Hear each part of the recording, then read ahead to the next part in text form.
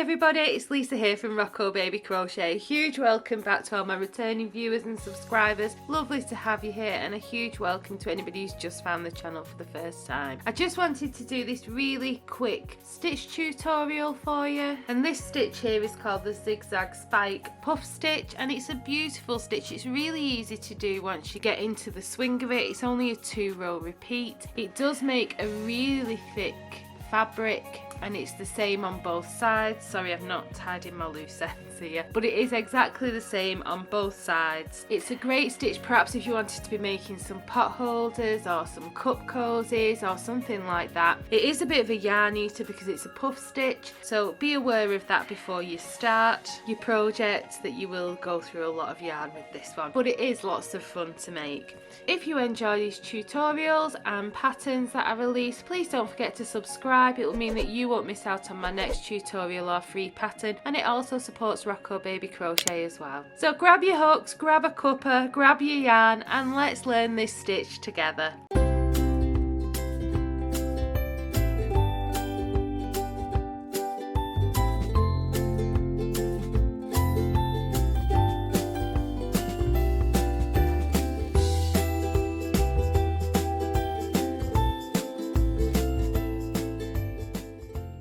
So to begin, you want to make yourself a slip knot and pop that onto your hook. And the foundation chain for this stitch is any multiple of 2. So you're going to want to make a foundation chain which is an even number to the width that you want your project to be at. I'm just going to do a really small sample here, but feel free to chain as wide as you want your project to be, as long as it's an even number. So you're going to yarn over and pull through, yarn over and pull through, yarn over and pull through. So I've just made 4 chains, 5, 6, 7, 8, 9, 10, 11, 12, 13, 14, 15, 16, 17, 18, 19, 20, 21, 22, 23 and 24, and I'll just leave it there for my sample piece. For row 1 we want to start in the second chain from the hook. Now remember, I prefer to use the back bumps, but if you want to use the front side of your work, you're counting down 2 V's and it's into that second one there that you'll be working. I just prefer to turn my chain over and work into the bumps that run down the centre of all these stitches, and it's into that second chain along. I'm going to be inserting my hook and placing a UK double crochet, and then I'm going to be placing 1 UK double crochet in every chain along. So I chain 24, so at the end of row 1 I should have a stitch count of 23. So your stitch count should be 1 less than the amount of chains you made, remembering we skipped 1 chain at the beginning of row 1. So if you want to go ahead, work your way along, placing 1 UK double crochet, US single crochet in every stitch along. I'll leave links to the videos for these stitches if you need a bit of a refresh on the stitches that we're using in this pattern. This tutorial is just about showing you the zigzag stitch. So come to me when you're at the end, when you're about to finish up at the end of the row. We're going to do a colour change in this last stitch, so press play when you're just before that point. I'll see you shortly. So I've reached my very last chain, and I'm going to insert my hook into it as usual and pull up a loop, but at that point then I'm going to drop this first colour and pick up my second colour. Now you don't want to cut off that first colour because we'll pick it up in rows as we work up this piece of work. Drape your second colour over your hook and pull it through to finish off that double crochet, and if you just pull on that first colour, it just tightens everything up a little bit for you so your edges are nice and neat. Then you're just going to chain 1 and turn your work. So that chain 1 that we've just made doesn't count as a stitch, it's just a turning chain, and into the first stitch here that our chain 1 is coming out of, you want to place a UK double crochet, and then you are going to chain 1. Into the very next stitch across is where we're going to place our first puff stitch. So what you want to do is you're going to yarn over, insert your hook into that second stitch, yarn over and pull up a loop, and you're going to do that in total 3 times. So that's 1, 2, and 3. And at this point you should have 7 loops on your hook. So 1, 2, 3, 4, 5, 6, 7. And then you're going to yarn over, pull through all loops on your hook, and then chain 1.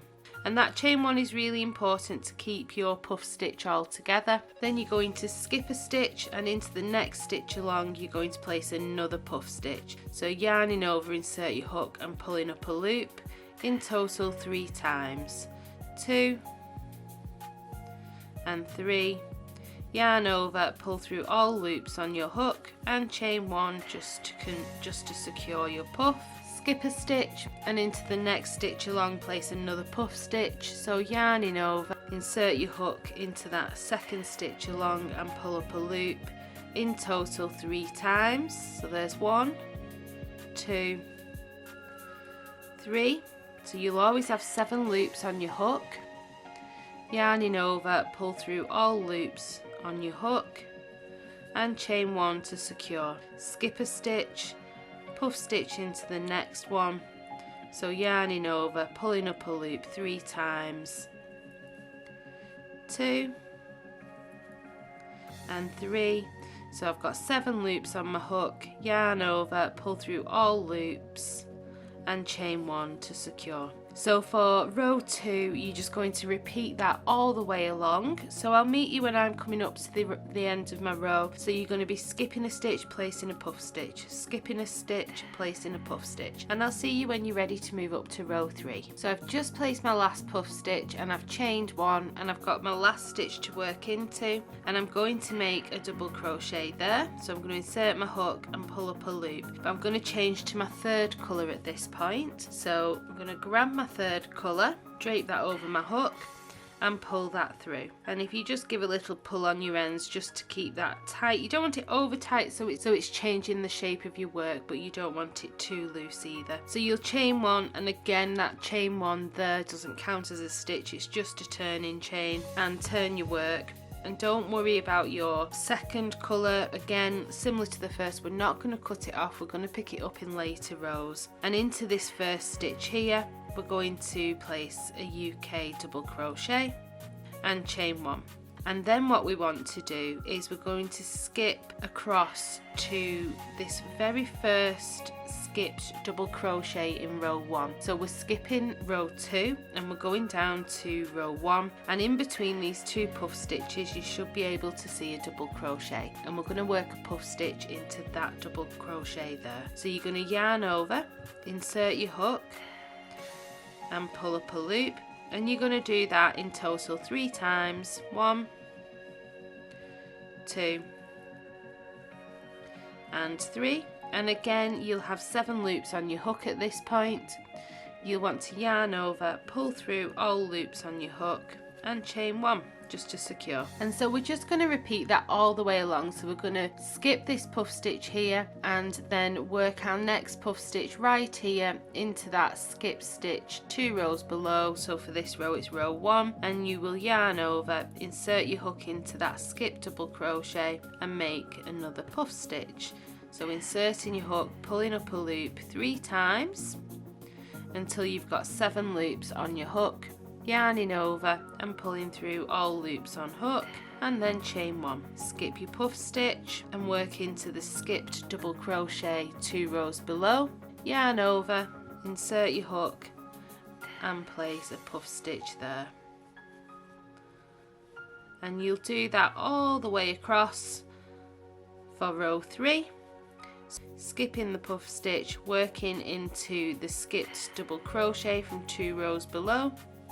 And when you're ready to move up to row 4, come back to me and we can do that together. So I'm just placing my very last puff stitch of row 3.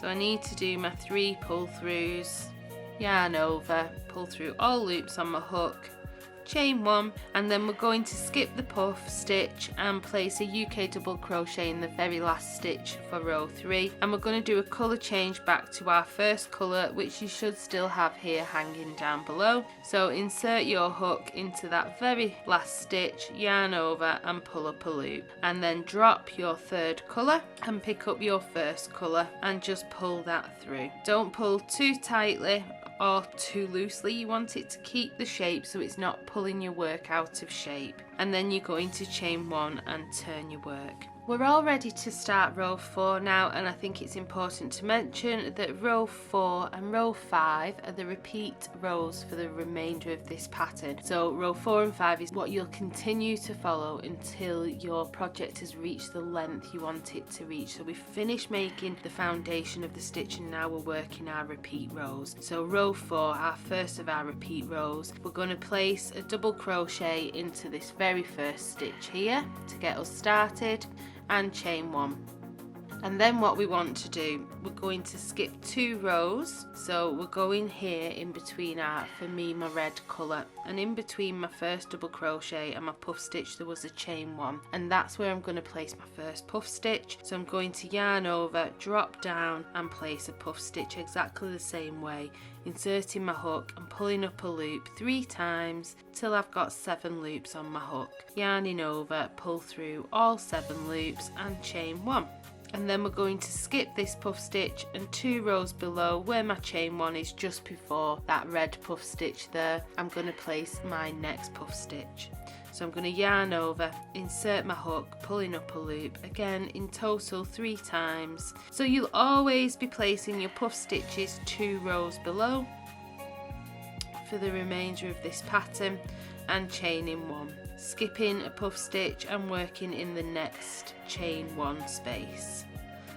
And your puff stitches will all be the same, yarning over and pulling up a loop 3 times, which will create 7 loops on your hook, and you chain 1 to secure it and make that space for your puff stitch in a couple of rows time. So I'm moving across and placing another puff stitch, pulling through, chaining 1, skipping this puff stitch to the next row below, and then dropping down 2 rows and placing a puff stitch here in this chain 1 space.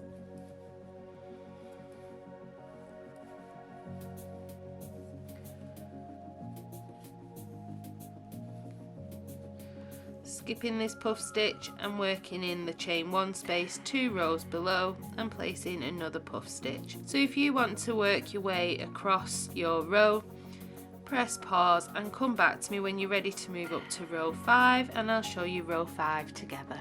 So I'm just at the end of row 4. I've already placed my very last puff stitch, chained 1, and I'm just going to make a double crochet into this very last stitch here, pulling up a loop in my first colour, dropping my first colour and picking up my second colour, which for me is the red, and just pulling that through. Chain 1 and turn your work. So for row 5, what we're going to do, I'm going to place a double crochet into this first stitch and chain 1, and then we're going to skip this puff stitch here and work into the chain 1 space 2 rows below. So that's the cream row for me. So I'm going to yarn over, insert my hook into that chain 1 space 2 rows below and place a puff stitch there, 1, 2 and 3, 7 loops on my hook, yarn over, pull through all loops and chain 1, and then we'll skip the puff and work into the next chain space 2 rows below, so into the cream for me,